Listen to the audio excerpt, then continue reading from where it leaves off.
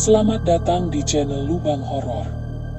Jangan lupa like, komen, dan subscribe agar channel Lubang Horor ini terus semangat dan terus berkembang. Tanpa banyak basa-basi, ayo kita mulai ceritanya.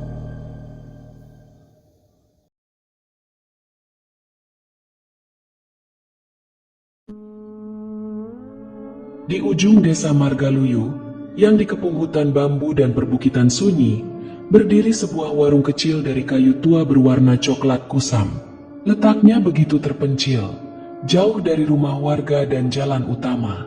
Namun, anehnya, warung itu tak pernah sepi.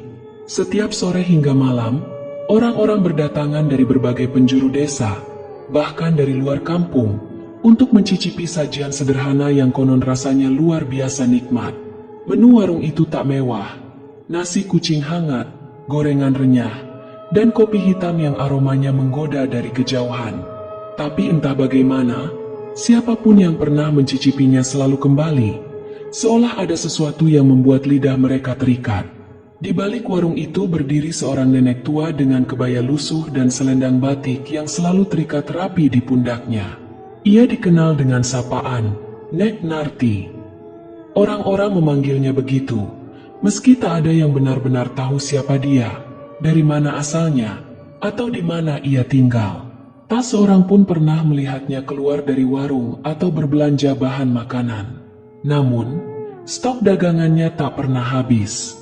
Nek Narti selalu tersenyum, senyum yang lemah lembut, penuh ketenangan. Ia tak banyak bicara, hanya menyodorkan makanan, menerima uang dengan tangan keriputnya, lalu mengangguk pelan. Tak pernah marah, tak pernah mengeluh, tak pernah meminta kembalian yang kurang. Ia seolah tak terganggu oleh panas atau hujan. Bahkan saat hujan deras mengguyur desa dan tanah berubah menjadi lumpur, warung itu tetap buka, lampunya menyala temaram, dan asap wangi dari dapur tetap mengepul tipis.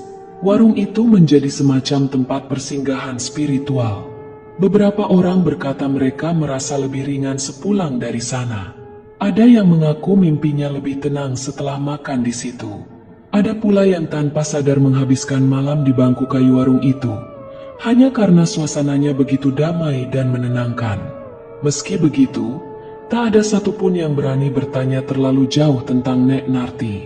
Seolah ada batas tak kasat mata yang menahan mereka. Namun, di balik ketenangan itu, ada sesuatu yang terasa tidak wajar. Warung itu terlalu sepi dari kehidupan sehari-hari. Tidak terdengar suara radio, tidak ada ayam atau kucing liar berkeliaran. Hanya angin yang sesekali berdesir membawa bau harum rempah dan arang terbakar. Yang lebih aneh, lokasi warung itu sendiri terasa seperti berada di luar peta. Bagi yang baru pertama kali datang, jalan menuju ke sana seolah memutar lebih jauh dari seharusnya. Sebuah lorong sempit antara pohon-pohon tinggi yang hanya bisa dilalui dengan sepeda motor atau berjalan kaki.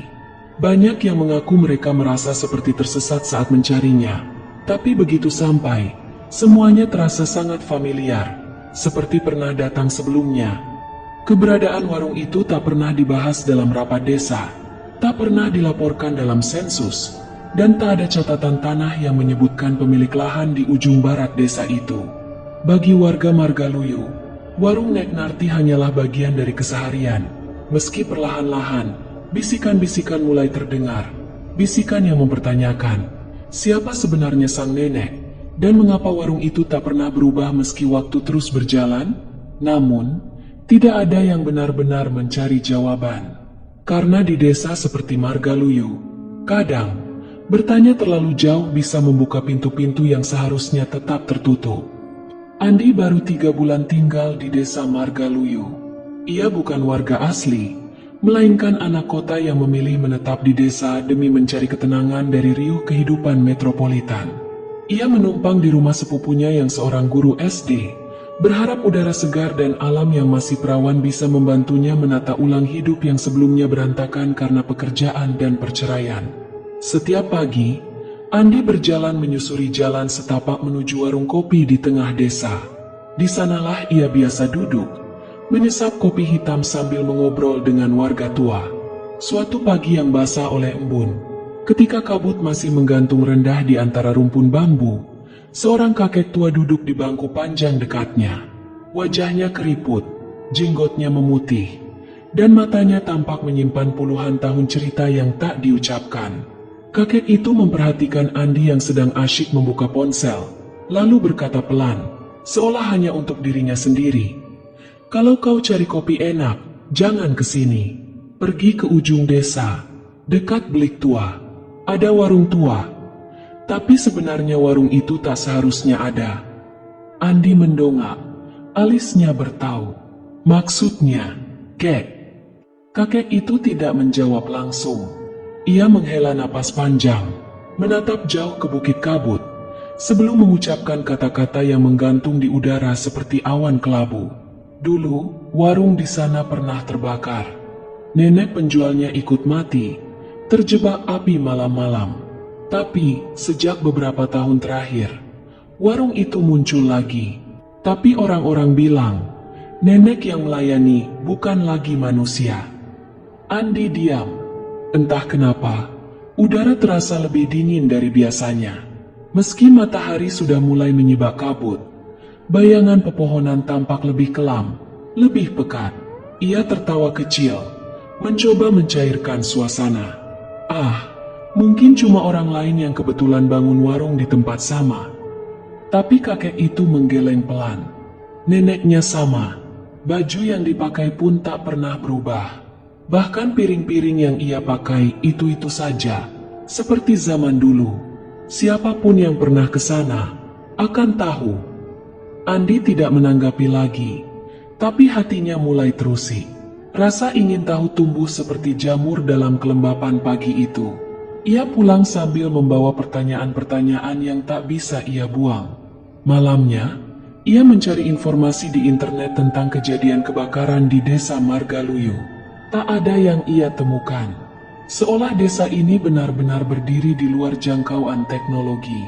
Ia bertanya pada sepupunya, namun jawaban yang ia dapat hanya samar, penuh penghindaran. Sudahlah, jangan banyak tanya. Orang sini gak suka ngomongin hal-hal kayak gitu, ujar sepupunya sambil menutup jendela. Kalau kau lihat warung itu, jangan macam-macam. Beli saja kalau lapar. Jangan coba cari tahu lebih dari yang perlu. Tapi justru larangan itulah yang menancap paling dalam. Larangan itu mengisyaratkan bahwa memang ada sesuatu yang ingin disembunyikan. Dan manusia, sebagaimana tabiatnya, justru tertarik pada yang tersembunyi. Sejak hari itu, mata Andi mulai mencari-cari tanda. Ia memperhatikan setiap orang yang menyebut tentang warung ujung desa dalam percakapan. Ia mencatat jam buka, siapa saja yang datang, dan seperti apa arah jalannya. Semakin banyak ia mengamati, semakin ganjil segalanya terasa. Ia menemukan satu hal yang membuat bulu kuduknya meremang. Warung itu tidak pernah tampak di siang hari. Orang-orang menyebutnya hanya buka sore menjelang maghrib hingga larut malam. Dan yang lebih aneh, jalan ke sana berubah-ubah. Ada satu warga yang berkata warung itu berada di dekat mata air tua. Tapi warga lain bersumpah letaknya ada di dekat kebun karet. Bahkan ada yang bilang ia hanya menemukannya setelah tersesat, mengikuti suara gamelan dari kejauhan. Andi mulai menyadari bahwa warung itu bukan sekadar tempat makan. Ia adalah sesuatu yang hanya muncul bagi mereka yang diundang. Dan malam itu, ketika Andi menyalakan motornya dan memutuskan untuk mencarinya sendiri, ia tidak tahu bahwa langkahnya telah melewati batas yang tidak bisa dengan mudah kembali. Sore itu, langit di desa Margaluyu tampak keruh. Suasana desa terasa lebih sunyi dari biasanya. Andi memacu motornya pelan, menyusuri jalan setapak berkerikil yang mengarah ke arah barat desa, tempat warung itu konon berada. Hanya bermodal cerita dan petunjuk samar, ia membiarkan instingnya menuntun jalan. Di setiap persimpangan, ia memilih arah yang terasa dingin. Entah mengapa hawa di sekitarnya menjadi lebih lembab, dan daun-daun bergemerisik meski tak ada angin berembus. Setelah hampir setengah jam, ia sampai di sebuah belokan sempit yang ditutupi pohon waru liar. Di baliknya, Berdiri warung kecil berdinding papan usang dengan lampu minyak yang menyala redup di ambang pintu. Di bawah atap rumbia yang lapuk, tergantung papan bertuliskan "Warung Nenek" dengan huruf yang mulai luntur oleh waktu. Andi menghentikan motornya. Jantungnya berdetak lebih cepat. Bukan karena takut, melainkan karena firasat ganjil yang tak bisa ia pahami. Ada sesuatu pada warung itu yang terasa tidak sinkron dengan dunia di sekitarnya. Seolah ia sedang melihat sesuatu dari masa lalu yang tertinggal di tempat yang salah. Ia melangkah pelan. Kakinya menyentuh tanah becek yang tak mengeluarkan suara. Suasana warung tampak hangat. Ada lentera minyak menggantung di langit-langit. Ada kursi kayu tua yang ditata rapi. Dan ada wangi kopi hitam bercampur gorengan hangat yang menguar dari dapur. Di belakang meja, berdiri sosok nenek tua dengan kebaya coklat pudar dan rambut digelung sederhana.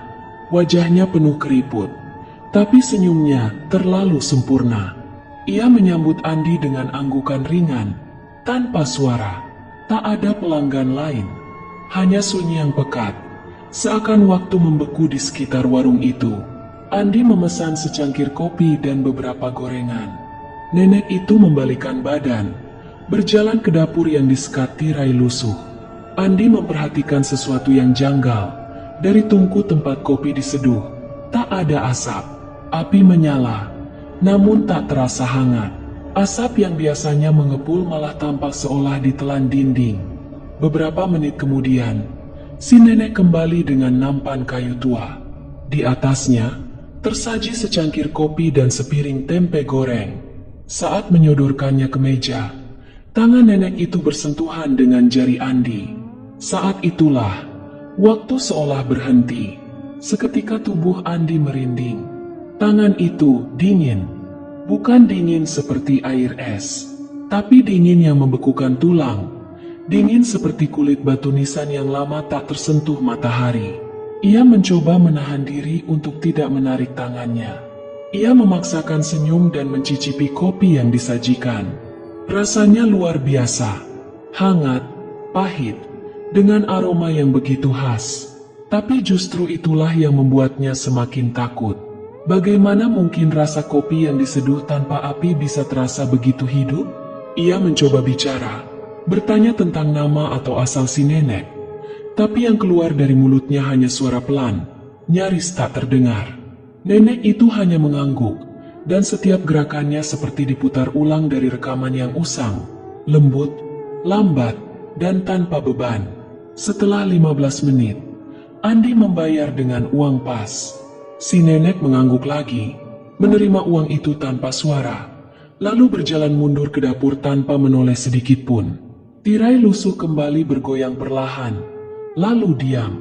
Andi bergegas keluar, tapi sebelum melangkah jauh, ia sempat menoleh ke belakang, dan di sanalah ia melihatnya. Sesosok nenek berdiri diam di balik tirai, hanya terlihat sebagian wajahnya. Tapi yang membuat lutut Andi nyaris lemas adalah matanya. Kosong, seputih susu, menatap lurus ke arahnya tanpa ekspresi. Ia berlari menaiki motornya dan segera meninggalkan tempat itu tanpa menoleh. Jalan yang ia lalui terasa berbeda, lebih sempit, dan lebih gelap dari saat ia datang tadi. Rasa mual menjalar pelan di perutnya, dan untuk sesaat, ia merasa seperti sedang berkendara di antara dua dunia yang tidak sepenuhnya nyata. Setibanya di rumah, Andi tidak bisa tidur. Setiap kali ia memejamkan mata, bayangan warung itu muncul kembali, dengan lentera redup, aroma kopi yang terlalu nyata, dan sosok nenek tua yang tersenyum dengan mata yang tidak pernah berkedip. Dan di tangannya, meski telah ia cuci berkali-kali, ia masih bisa merasakan dingin dari tangan itu. Sejak kunjungan ke warung itu, Andi menjadi gelisah. Ada sesuatu yang tertinggal di benaknya. Bukan hanya wajah si nenek yang kosong, tapi juga keanehan di sekeliling warung itu. Ia mencoba melupakannya, tapi setiap malam mimpinya dipenuhi sosok tua itu. Berdiri diam dengan mata putih bersih menatapnya dari balik tirai yang bergoyang. Hari-harinya menjadi murung. Orang tuanya sempat bertanya, tapi Andi hanya menjawab dengan senyum hambar. Dalam diam, Ia mulai menyusun potongan-potongan yang belum menyatu. Dan yang pertama ia lakukan adalah kembali menyusuri kenangan para tetua desa. Ia mendatangi Pak Basri, seorang lelaki renta yang dikenal sebagai penjaga makam tua di pinggir desa. Tubuhnya sudah membungkuk, matanya sayu, tapi pikirannya masih tajam. Di beranda rumahnya yang berdebu, Andi bertanya pelan tentang warung yang berada di ujung jalan Waru. Pak Basri tidak langsung menjawab. Ia hanya memandang kosong ke arah hamparan sawah di kejauhan. Baru setelah beberapa menit yang hening, ia membuka suara, pelan, seperti menyampaikan sesuatu yang seharusnya tidak diucapkan. Dulu, di situ memang pernah ada warung, katanya. Pemiliknya, orang-orang memanggilnya Embok Sari. Nenek baik, katanya. Suka berbagi makanan ke anak-anak yatim. Tapi nasibnya tragis. Andi menelan ludah. Ia membiarkan lelaki tua itu melanjutkan. Warungnya terbakar suatu malam. Tidak ada yang tahu sebabnya. Api muncul begitu saja, menjilat dinding bambu seperti ada minyak di setiap celah. Embok Sari ada di dalam. Saat warga datang, semuanya sudah hangus. Hanya ada abu dan sisa tubuh yang nyaris tak bisa dikenali. Pak Basri menarik napas dalam-dalam, lalu menatap Andi dengan mata yang kini tampak sedikit gemetar. Dan semenjak itu, ada yang bilang warung itu masih muncul, tapi hanya pada orang-orang tertentu. Warungnya tidak selalu ada, kadang muncul, kadang hilang. Andi tak langsung percaya. Tapi cerita itu cocok dengan pengalaman aneh yang ia alami. Dan ada satu hal lagi yang membuatnya semakin penasaran. Ia kembali ke lokasi warung siangnya. Pukul 2 siang tepat. Matahari menyengat. Jalan setapak tampak jelas. Namun saat ia sampai di belokan warung itu tidak ada. Tidak ada bangunan. Tidak ada jejak ban. Tidak ada tanda-tanda bahwa tempat itu pernah dijadikan usaha makanan. Hanya semak belukar dan batu-batu tua berserakan. Bahkan papan bertuliskan, "Warung Nenek," pun lenyap tanpa bekas. Seolah warung itu hanya ilusi yang muncul di waktu-waktu tertentu. Ia berjalan lebih dekat, menyingkap ranting, mencoba mencari sisa-sisa fondasi. Tapi yang ia temukan justru membuat darahnya mengalir dingin. Di balik semak, ada batu nisan kecil, nyaris terkubur tanah. Di atasnya terukir samar, Sarinten binti Mahbub, wafat 3 Muharram 1976. Dan tepat di bawah nama itu, terukir dengan pudar, "Maafkan aku belum sempat menunaikan janji." Jantung Andi berdetak kencang. Ia berlari meninggalkan lokasi itu dengan tubuh gemetar. Malam harinya, ia mencoba mencerna semua itu di kamar, dengan lampu temaram menyala redup. Di antara lipatan buku catatan tuanya, ia menggambar ulang peta desa dan menandai lokasi-lokasi penting. Tapi setiap kali ia menutup mata, ia selalu kembali ke warung itu. Lalu, pada malam keempat sejak kunjungan pertamanya, sesuatu terjadi. Saat lewat tengah malam, Andi terbangun oleh suara langkah di depan rumahnya. Seperti sandal kayu menyentuh tanah. Ia mendekati jendela dan mengintip melalui celah. Di bawah sinar bulan, di depan gerbang rumah, berdiri sosok tua dengan kebaya coklat pudar. Rambutnya digelung. Tangannya membawa nampan kecil berisi secangkir kopi dan 2 potong gorengan. Sosok itu tidak bergerak, hanya berdiri, menatap rumah Andi. Dan entah kenapa, meski tak mengucapkan sepatah kata pun, Andi tahu, itu bukan tawaran, itu undangan. Andi tahu dirinya sudah melewati batas. Ia bukan lagi sekadar penasaran, tapi telah menjadi bagian dari misteri yang seharusnya tidak disentuh. Namun rasa ingin tahu dalam dirinya membesar menjadi obsesi. Dan seperti semua kisah buruk yang berawal dari ambisi diam-diam, ia memutuskan untuk melakukan hal yang tak bijak, mengintai warung itu di tengah malam. Ia menunggu waktu yang sama, sekitar pukul 11 malam. Udara dingin menyelimuti desa. Langit tak berbintang, Hanya bulan menggantung pucat di atas bayangan pepohonan. Dengan hoodie hitam dan senter kecil dalam saku, Andi berangkat, melintasi jalan tanah dan pohon-pohon waru yang melambai seperti sedang memperingatkan. Sesampainya di dekat lokasi warung, ia tidak langsung mendekat. Ia memilih bersembunyi di balik batang jati besar yang tumbuh condong ke arah jalan. Dari sana, ia bisa melihat area kosong yang siangnya hanya semak belukar dan nisan tua. Awalnya, semuanya hening. Hanya suara jangkrik dan desir angin yang menemani. Namun beberapa menit menjelang tengah malam, udara tiba-tiba berubah. Angin berhenti. Daun-daun kaku seperti membatu. Dan dari arah tempat warung itu seharusnya ada, perlahan muncul cahaya temaram, seperti nyala lampu minyak yang menembus dimensi waktu. Dalam waktu kurang dari 1 menit, warung itu berdiri utuh di hadapannya. Bukan bangunan modern, bukan pula warung beratap seng, tapi pondok bambu dengan dinding anyaman yang rapat, lampu gantung kuning, dan tirai berenda usang yang bergerak pelan meski tak ada angin. Asap tipis membumbung dari dapur belakang, meski Andi tidak mencium bau apapun. Tak ada aroma minyak goreng, tak ada bau nasi, hanya dingin dan kekosongan. Dan di dalamnya, seolah tak menyadari bahwa ia diperhatikan, si nenek berdiri, mengenakan kebaya coklat dan jarik batik, rambutnya digelung rapi, tangan keriputnya sibuk menyusun piring-piring kecil berisi nasi dan lauk sederhana. Pergerakannya halus, terlalu halus, nyaris seperti boneka. Andi menahan napas saat melihat satu hal yang membuat bulu kuduknya berdiri. Kaki nenek itu tak menyentuh tanah. Ia melayang beberapa sentimeter di atas lantai tanah warung, namun tetap bergerak seperti manusia biasa. Bayangannya pun kabur, seperti asap yang menggantung tanpa arah. Tiba-tiba, dari sisi lain warung, muncul pengunjung.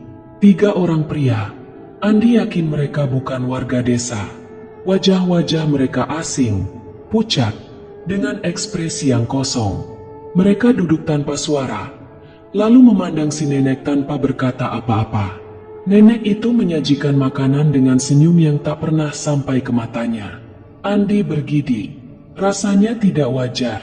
Seolah ia menyaksikan pertunjukan yang bukan untuk manusia biasa. Namun saat ia hendak mundur perlahan, sebuah suara serak terdengar pelan di telinganya. Sudah tahu, jangan dilihat terlalu lama. Andi menoleh dengan refleks, tapi tak ada siapa-siapa. Pohon-pohon tetap diam, gelap tetap pekat. Namun ketika ia kembali menoleh ke arah warung, semuanya menghilang. Hanya semak belukar dan batu nisan seperti sebelumnya. Semuanya kembali sunyi. Andi nyaris tidak bisa berdiri. Lututnya lemas, dadanya sesak. Ia segera berlari pulang, tanpa menoleh ke belakang. Dan untuk pertama kalinya dalam hidupnya, ia merasa benar-benar tidak diinginkan oleh sesuatu yang lebih tua, lebih kuat, dan lebih kuno dari sekadar arwah penasaran. Di rumah, tubuhnya menggigil hingga pagi. Ia tak bisa tidur, dan yang paling mengganggu adalah rasa bahwa ia dilihat balik. Malam itu menorehkan bekas yang tidak kasat mata, tapi sangat nyata. Andi tahu, apapun yang ia saksikan bukan untuk manusia, dan ia telah melangkah terlalu jauh. Sejak malam itu, Andi tidak lagi menjadi orang yang sama. Pandangannya kosong, tidurnya tak pernah nyenyak, dan setiap kali ia memejamkan mata, ia melihat warung itu, menyala dalam gelap, sunyi namun mengundang. Suara langkah kaki melayang dan aroma yang tak pernah bisa dijelaskan membekas di inderanya, menghantuinya seperti kutukan. Beberapa hari setelahnya, ia memutuskan untuk mencari orang yang bisa membantunya memahami apa yang sebenarnya telah ia lihat.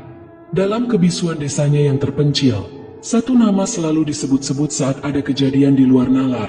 Mbah Slamet, seorang dukun tua yang tinggal di pinggir hutan, jauh dari keramaian, seolah sengaja dijauhkan dari dunia biasa.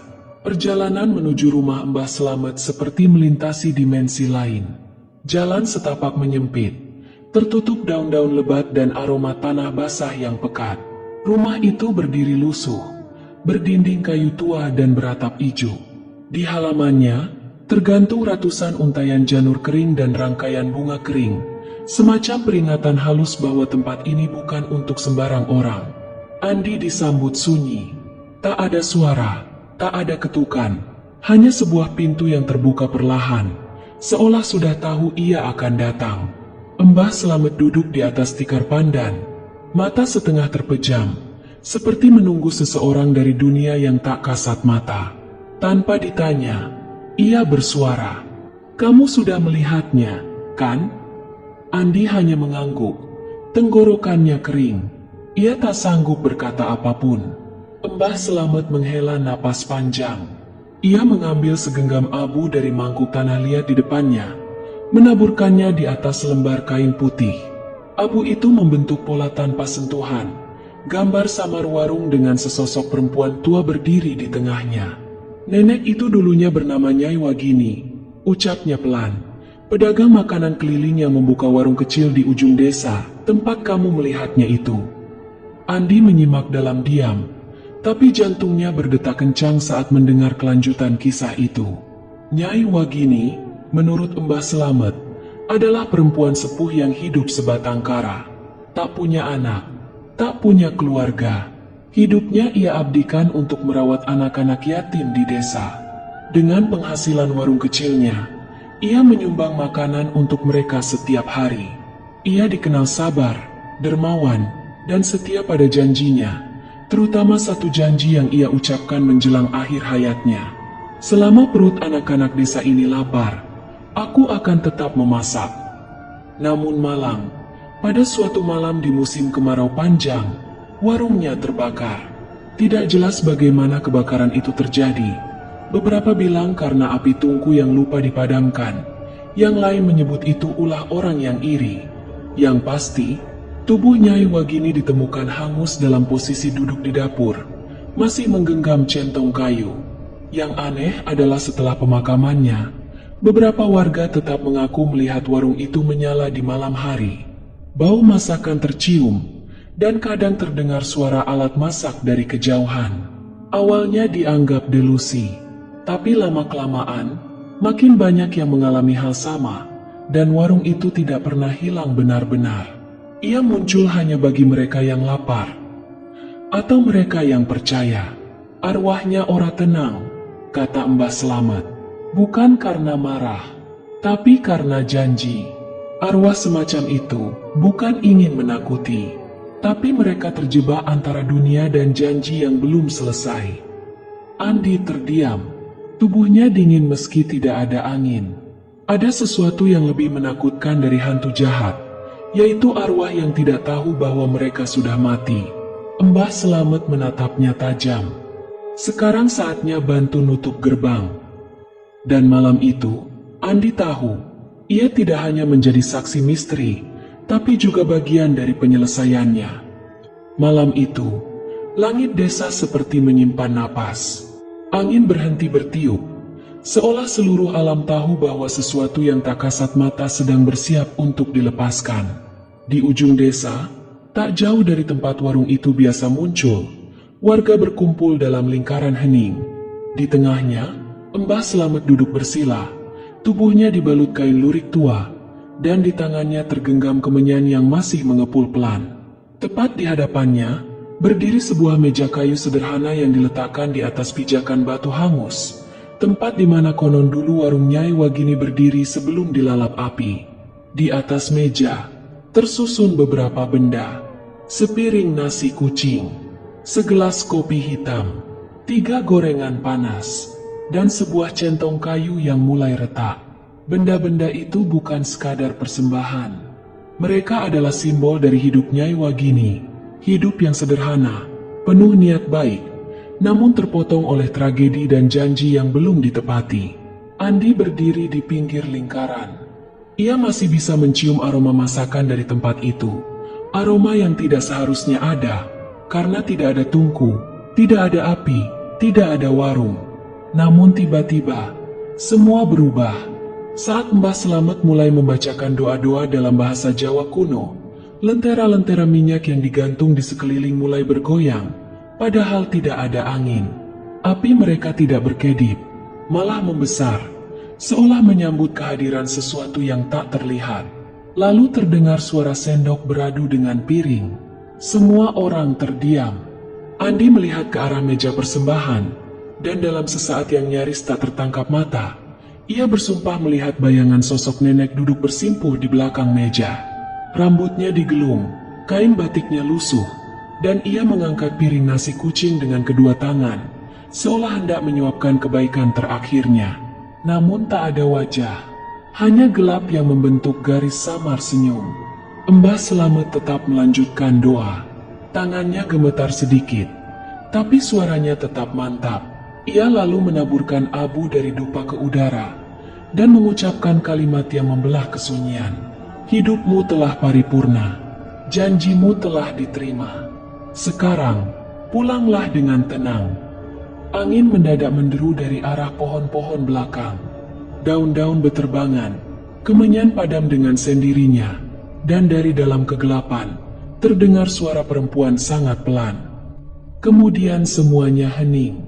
Lentera mati serempak, dan saat dinyalakan kembali, meja kayu sudah kosong. Bahkan centong retak itu lenyap seperti tak pernah ada. Malam itu, warga tak berkata apa-apa. Mereka hanya saling menatap, menyadari bahwa mereka baru saja menjadi saksi pelepasan arwah yang tidak terikat dendam, melainkan janji suci. Esok harinya, warga mulai membangun sebuah musola kecil di atas tanah bekas warung. Bukan sebagai bentuk pengusiran, tapi sebagai penghormatan. Mereka percaya bahwa tempat itu akan tetap diberkahi, selama digunakan untuk niat baik, sebagaimana niat Nyai Wagini yang tulus hingga akhir hayatnya dan bahkan sesudahnya. Sudah lebih dari 1 bulan sejak malam ritual itu digelar. Musola kecil yang dibangun warga kini berdiri tenang, teduh di antara pohon jati dan semak belukar. Dibuat dari kayu tua yang disumbangkan bersama oleh warga. Bangunannya sederhana, namun ada kedamaian aneh yang menyelimutinya, semacam ketenangan yang hanya bisa dirasakan, bukan dijelaskan. Namun, meski warung Nyai Wagini tak pernah muncul lagi secara nyata, kehadirannya belum benar-benar lenyap. Beberapa warga, terutama mereka yang lewat selepas maghrib, mengaku pernah mencium aroma wangi gorengan hangat, atau sesekali bau kopi hitam yang baru dituang. Suara centong beradu dengan piring masih terdengar samar dari balik pepohonan. Tak ada yang melihat siapapun, tak ada warung, tapi bau itu nyata, dan entah bagaimana, membuat perut terasa hangat dan hati tenang. Seorang anak kecil bernama Bayu, yang tinggal tidak jauh dari musola, pernah bercerita kepada ibunya bahwa ia melihat seorang nenek baik duduk di teras musola saat ia mampir salat maghrib. Nenek itu menepuk kepalanya dan bertanya apakah ia sudah makan. Tapi saat ibunya menengok ke sana, tempat itu kosong. Hanya lampu minyak di dalam musola yang bergoyang pelan. Meski tidak ada angin, beberapa orang dewasa menertawakannya. Tapi para sesepuh desa hanya diam. Mereka tahu, sebagian warisan tidak ditinggalkan lewat warisan benda, tapi lewat ingatan kolektif, niat baik yang terpahat dalam jiwa desa, dan perasaan bahwa seseorang, entah dari mana, masih menjaga mereka. Andi, yang pernah menyaksikan langsung kaki Nyai Wagini melayang di atas lantai, kini lebih sering menyendiri. Ia duduk di serambi rumah, memandangi musola itu setiap malam, sambil menyeduh kopi sendiri. Kadang, ia merasa angin membawa suara lembut, suara yang menggumamkan lagu tembang Jawa lawas, seperti yang biasa dinyanyikan nenek-nenek saat mengayun cucu mereka tidur. Ia tak pernah menceritakan semuanya kepada dunia luar. Kisah itu tetap hidup hanya dalam percakapan warga, bisik-bisik malam hari, dan senyum-senyum penuh pengertian di warung kopi lain yang lebih nyata. Namun yang pasti, ada yang berubah di desa itu. Tidak ada lagi anak kelaparan yang tak bisa makan. Warga lebih saling membantu, lebih peduli pada tetangga, seolah semangat Nyai Wagini menjalari mereka, memberi mereka teladan dalam bentuk paling sederhana, sepiring nasi hangat dan keikhlasan tanpa pamrih. Hingga hari ini, siapapun yang lewat musola kecil di ujung desa, jika cukup peka, akan mencium aroma samar gorengan panas. Dan jika malam cukup sunyi dan bulan tak terlalu terang, seseorang mungkin bisa mendengar sendok kayu beradu pelan di dalam ruang kosong. Bukan suara menyeramkan, tapi suara seseorang yang belum rela pergi jauh, karena kasih tidak mengenal batas antara hidup dan mati. Dan kisah itu masih diceritakan, masih dipercaya, masih hidup. Kebaikan tak pernah mati. Ia hanya berpindah wujud, kadang menjadi tangan yang melayani tanpa suara, kadang menjadi aroma gorengan hangat yang muncul di tengah gelap malam.